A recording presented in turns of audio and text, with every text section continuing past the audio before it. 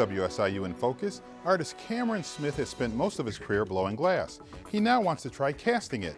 With the clock ticking, we follow him as he strives to produce a huge glass pillar for an exhibit using this new technique.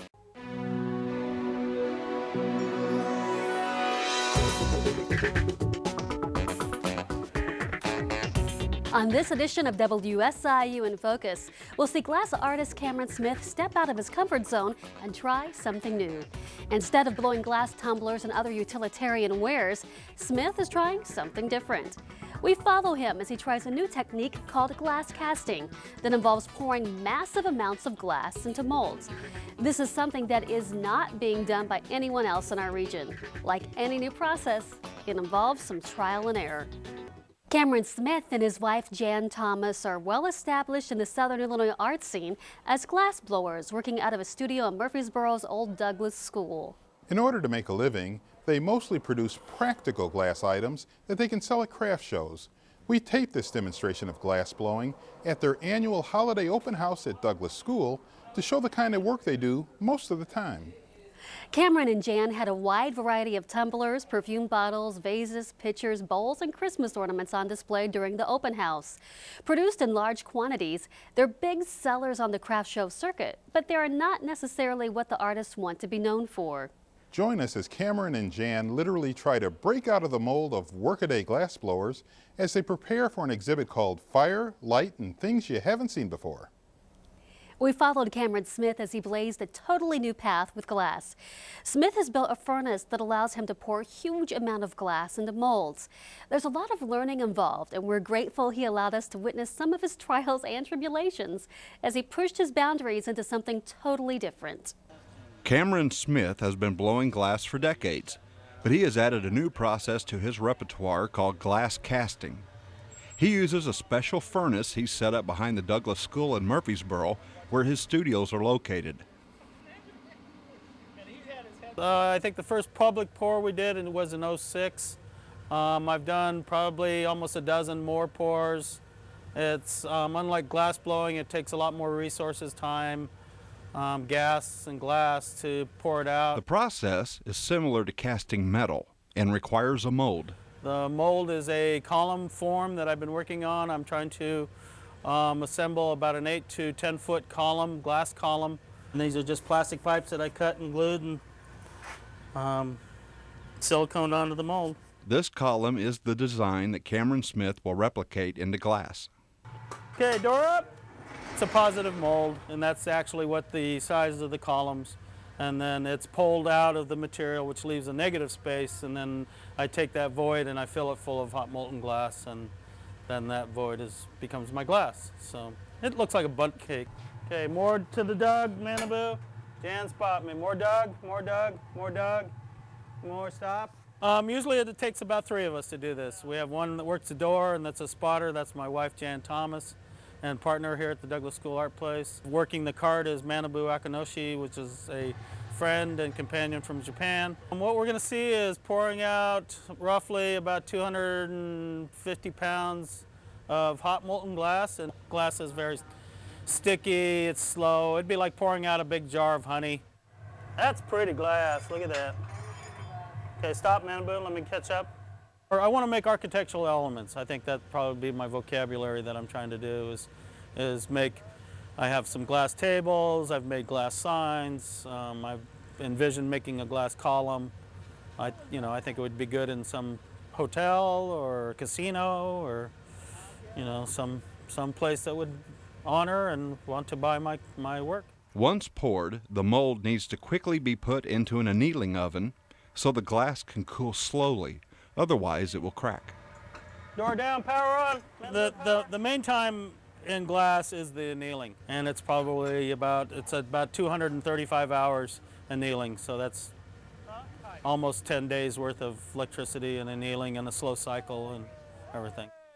A month later, Cameron Smith has some of the results from his column pours in various states of completion. He was under pressure to complete this piece for a show at the SIUC Museum that was only a few weeks away.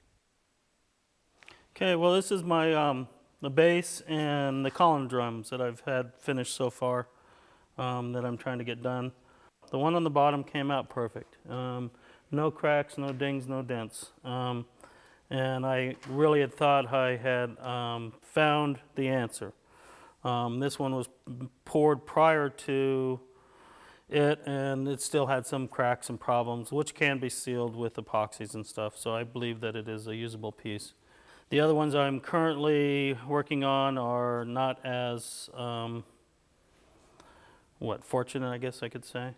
These are the two latest ones I've made out of my last pour. I have changed my mold mix a little bit, and the surface of it has not been blasted or anything, sandblasted or ground, but it looks more promising, except for I'm still having the technical problems of the pieces cracking around my core. This one actually fell apart, and I've cleaned it up and epoxied it, and that's why the straps are on there. This one, for some reason, I tried to use a new center mold mix, and it had a violent chemical reaction, I would say, and bubbled. And why it bubbled, I don't know. Usually when I'm blowing, if something cracks, I throw it in the garden or throw it away or give it to somebody as a pencil holder. At $500 a shot, I just can't afford to keep throwing them away. This is the one that you saw me pour. A lot of the glass has permeated into the mold mix. So now I'm back to try a different mold mix that the glass does not permeate into. On the other hand, it did not get the bubbling that the other ones have. You can see it's pretty crystal clear. So I'm getting the clarity that I'm looking for, but I'm still having, and I only have one crack in this one. And I'm currently using my father's pre-World War II shopsmith with a flexible shaft with a diamond impregnated brass wheel. So a little bit of water and sit there for hours and on end, grinding and grinding. I have to do a lot more grinding on this one, but since this one is structurally sound, I certainly want to have it in my show. The column isn't the only castwork that Cameron plans to show. In fact, he has had much better luck casting tables. Okay, what you're looking at now is what I call my Zen Table series. The title of this one is called Crossroads. It's the latest one. I've made 5 of them. The first one that I made was a success, so I thought, oh gosh, casting will be easy.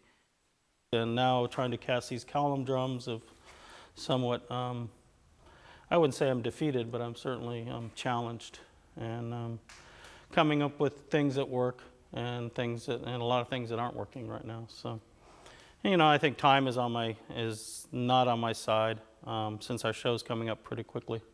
So I will can only put together what I have finished at the time. So it's kind of put your pencil down and pass your paper up. A few weeks later, it was showtime. The Zen tables were in place as Cameron Smith and his wife and partner, Jan Thomas, were busy installing a colorful grouping of decorative blown glass for an installation they call a seawall. In the center of it all stood the finished column piece. Together, all the pieces create an exhibit they named Fire, Light, and Things You Haven't Seen Before. All of these objects were born in fire, I like to say, because the glass comes out of the furnace at 2,000 degrees. Light, because glass is maximally interactive with light. It bends it, it reflects it, it transmits it and changes its color and frequency and intensity. It's one of the main delights of working with glass. And things you haven't seen, have you seen any of them? Just new stuff we made, I guess, is the bottom line on that. And also, in many cases, things you haven't seen because nobody's made them yet. People that know our work in this area are familiar with our utilitarian stuff, our tumblers, our bowls, and whatnot. So these are a lot of things that they have not seen us actually make, and there'll be new stuff to them as much as it is to us. Cameron Smith now had time to reflect on his casting experience. The blown tops are the easy part for me. The casting's all new, so that's all a matter of experience. This is the first time I've actually poured large amount of glass like you saw there at the Douglas School. And my ambition is to get it out there in the world.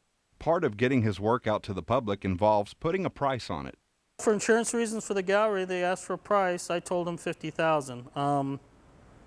I thought when I first proposed this and asked for financial backing from family members, specifically my father, I thought, well, I could sell them for $20,000, and I don't think I can touch that. That's just, there's too much labor and time. Realistically, I'd like to get 100, but I don't think I could do that. In the end, he is happy with his column, warts and all. This is still some of the mold texture on here. I see it as barnacles, but since I'm casting it in sand and cement and backyard kind of ingenuity, then you know, I think it came out okay.